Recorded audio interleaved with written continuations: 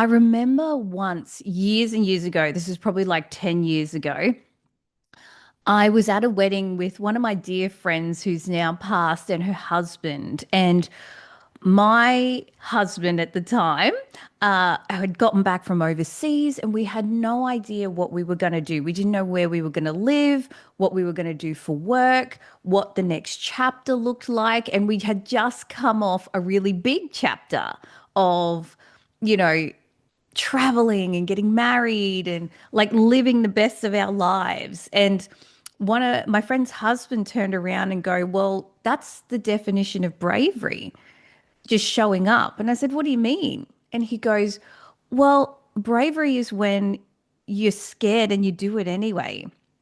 And so, this episode, we're going to be talking all about courage, actually. And when I actually Googled the definition for this episode of courage and how cultivating this idea of courage can absolutely affect your career and your relationships and your life on such a magnitudinal level.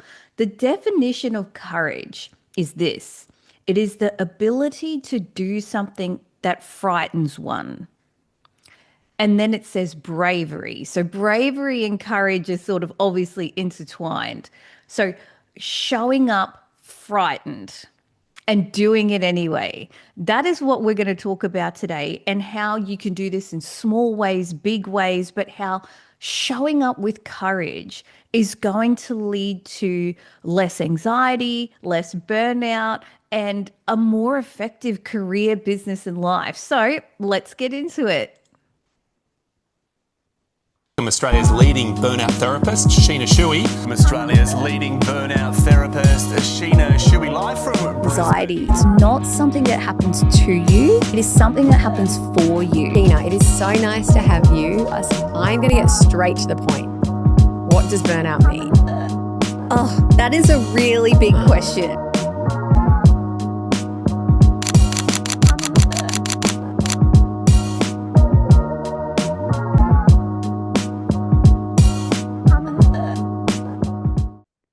So, again, just to start this episode off, just to get us really clear on what we want to discuss today, we are going to be discussing courage. And again, the definition of courage is the ability to do something that frightens one, bravery. And so, just to give again a little bit of context, is when we work with phobias, when we work with fears, when we work with deeply entrenched anxiety for people, OCD, for example, obsessive compulsive disorder, part of it is exposure therapy. And exposure therapy is incrementally creating a ladder of fear and going and doing that ladder step by step, exposing yourself to what's fearful. So, for example, if I have a deeply entrenched fear of wasps, I might look at exposure as doing a ladder of how do I slowly expose myself to this so it's not so scary. So, the first rung of the ladder might be looking at a picture of a wasp and sitting with the discomfort of the picture and the thoughts around the wasp and sort of exposing myself to that until it's not as strong. Then ladder two might be watching a video of a wasp and sitting with the discomfort. And you can see so on and so on until I kind of get to the point where I could maybe see a wasp in a jar or something like that and be okay. Now, the reason that that helps anxiety is because whenever you expose yourself to something that scares you, your brain is trying to protect you. That's what anxiety is. Your amygdala, your limbic system is lighting up. Your reptilian brain, so not your logical mammalian brain, your reptilian brain, the one that wants to react fast to help you survive, is kicking in, and that emotions around it start to kick in afterwards, like, that balance between the limbic system, which comes from mammals as well, and that reactive brain are interconnecting. And so it's just trying to keep you safe. And the brain keeps you safe when it knows what's happening next or what to predict or, it does not feel safe in unknown territory unless you expose it to that and you talk to it. So, our brain, when it feels like it doesn't know what's happening, gets nervous, gets anxious because it's trying to maintain the status quo. It's trying to maintain the same. And so, whenever you feel anxious, it's because your brain doesn't know what's happening next and it's just trying to keep you safe. So, when you expose yourself to something that makes you in the past feel unsafe, but you breathe through it, you survive it, you calm yourself down afterwards, your brain then realizes, hey, that wasn't actually as bad as what we thought it was going to be. It wasn't actually as intense as what we thought it was going to be. And your body's okay, your physical mind's okay. And a lot of this has to do with how you talk yourself up before and after exposure to the thing that's freaking you out, right?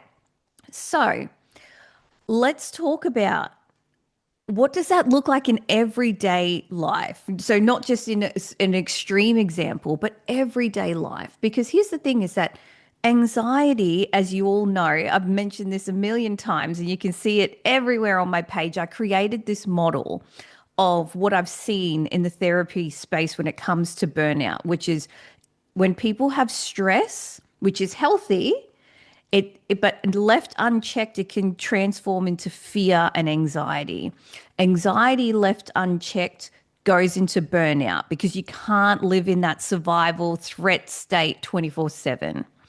And then if you ignore the burnout is the result of, being constantly in fear and pushing through it, in a not so good way and ignoring it and all of that.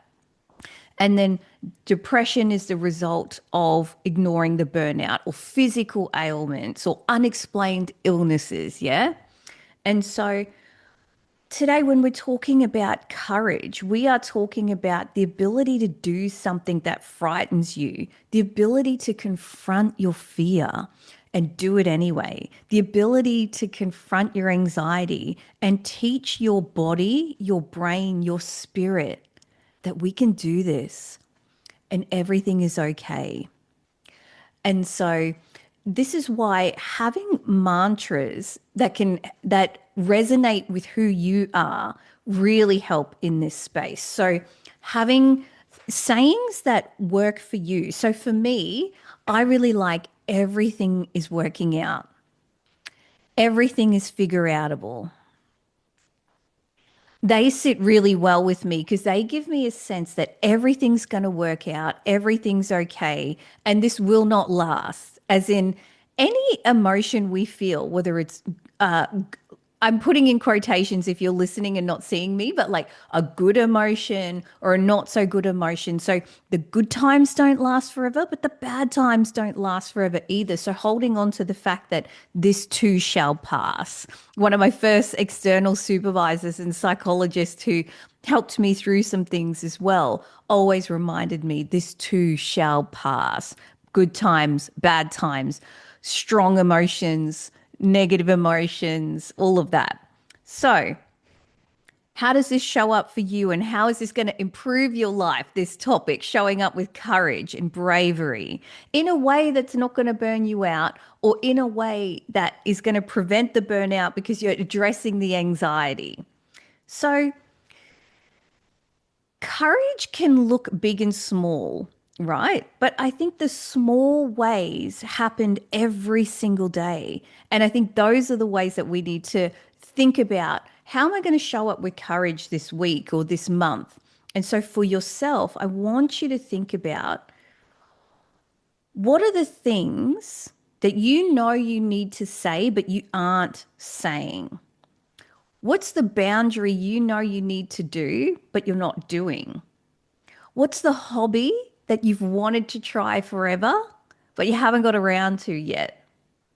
What's that event that might push you a little bit that you want to go to, but you haven't?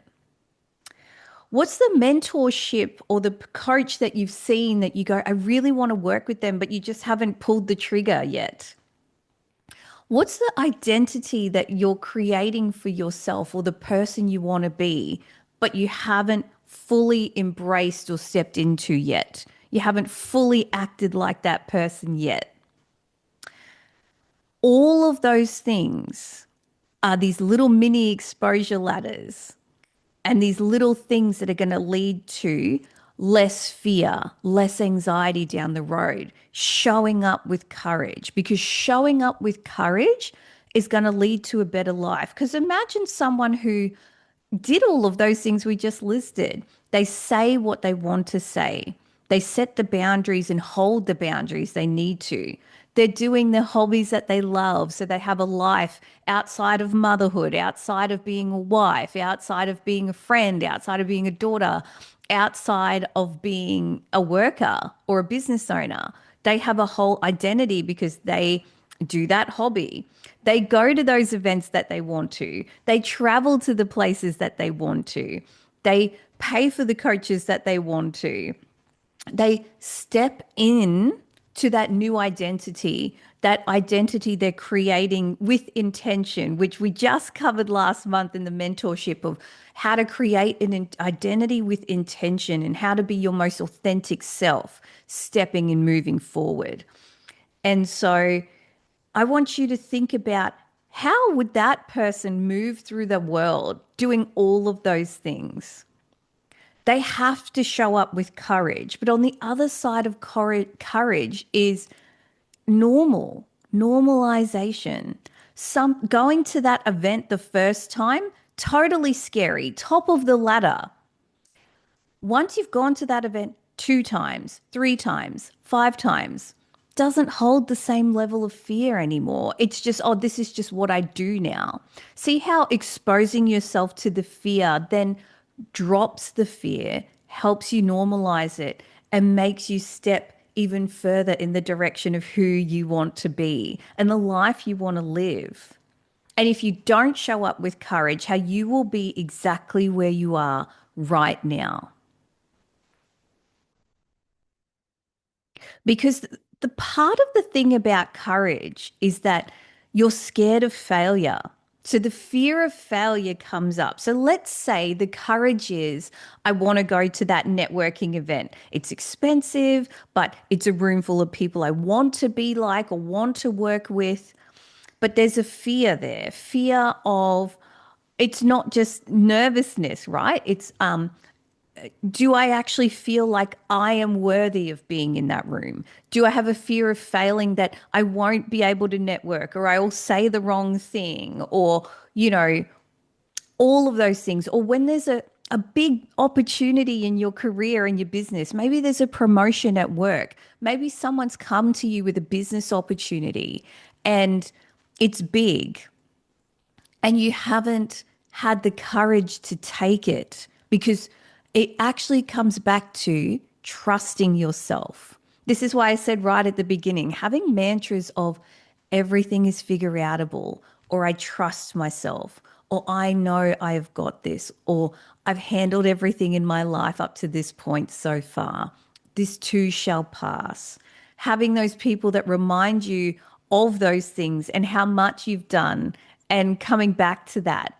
Because stepping into fear, you also need to know how to step back into comfort, how to step back into your identity, how to go, I step forward and this is normal. And I know that regardless of what happens, whether it turns out positively or negatively, I handle it and I've got this and I trust my decisions.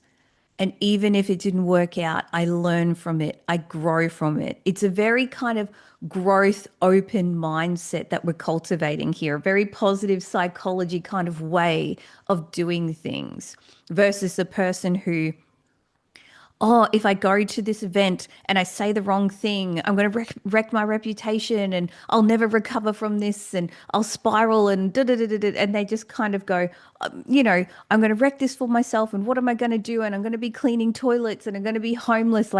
Some people have that kind of fixed negative, I can't handle this, I'm going to fail fear that can come up when trying to step forward, which again, why it's so important to surround yourself with people who are also doing this work or get in around a mentor who can teach you little activities around these things to step forward with fear and doing it anyway, with bravery, with grace. And so while we're on this topic, I want you to think about these personal things for you. Saying the thing you want to say. What is it that you're not saying in your business to yourself, maybe?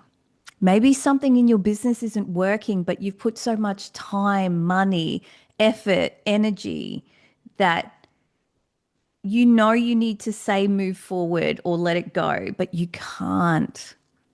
It's like you want to say it. Or what's the thing that you need to say in your relationship that you're not saying? Is it that your sex life needs to improve? Is it that you're not spending enough time together? Is it that you feel like the love isn't as strong? Is it that you feel like disconnected from your partner and you want to have that conversation together? What is the thing you want to say that you're not saying? Have the courage to say it. Set that boundary. What's the rule or boundary that you need to set that you haven't had the courage to do yet? Is it that you can't tell your mother-in-law, look, you can't come around here all the time? Is it that there's that friend who, you know, keeps disrespecting you and you just haven't had the courage to say, hey, I can't do this with you? Or the family member who constantly you tell them one thing, they do another thing, and they're just not respecting your boundary. Like, what is the rule that you need to have to engage safely and lovingly with them and with you? So set that boundary, show courage. Do that hobby that you've been putting off. Have the courage to take the class, book the place, check it out. Have the courage to do it, even if you're a complete beginner. Or maybe it's something that you want to get back into that you're like, oh, I hate being a beginner. Have the courage to be a beginner. Go to that event. Whatever that event is that came up in your mind for you, it could be a music festival that you've been putting off because you think you're too old or, you don't know how it's going to work. Have the courage to go anyway. That networking event that looks amazing that you haven't gone to, have the courage. That workshop that you know would take you to your next level, but for whatever reason you've been putting off, have the courage to step up and go. That mentorship that you know that you've been wanting to do, or those mindset work that you've been wanting to do. Have the courage to be the kind of person who does that. That doesn't have to be for the top 1%. It can be for anyone. And I'm guessing that if you're here and you're listening to this podcast, you're probably in the top 1% of people working on themselves anyway, because it's very easy to forget that not everyone does. And finally, before we finish off today, have the courage to step into the identity, the person that you want to become, the way they dress, the way they speak, the way they set boundaries, the way they have fun, the way they light up. Have the courage to be them. Don't wait for that to come to you. Have the courage to just be them today. So again, ask yourself, what am I holding back on? Where do I need to show courage? That is the ability to do something that frightens one, bravery. Where do I need to show up with courage? And how am I going to show up for myself? Because showing up with courage and bravery is going to lead to the best version of you, the bravest, strongest, most beautiful, authentic version of you. And that's what this is all for anyway, right? So beautiful souls. It was so happy to connect with you today. Have a wonderful day, wonderful week, and I will see you in the next episode of Burnout to Brilliance. Bye for now.